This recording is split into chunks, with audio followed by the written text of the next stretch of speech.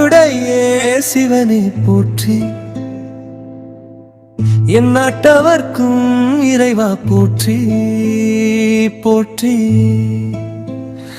ஓ திரு அண்ணாமலையே போற்றி.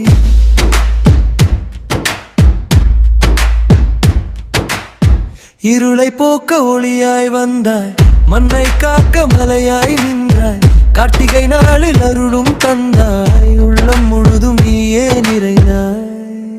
அண்ணாமலையானே ஓம் திரு அண்ணாமலையானே, ஓம் திரு அண்ணாமலையானே குரோகரா.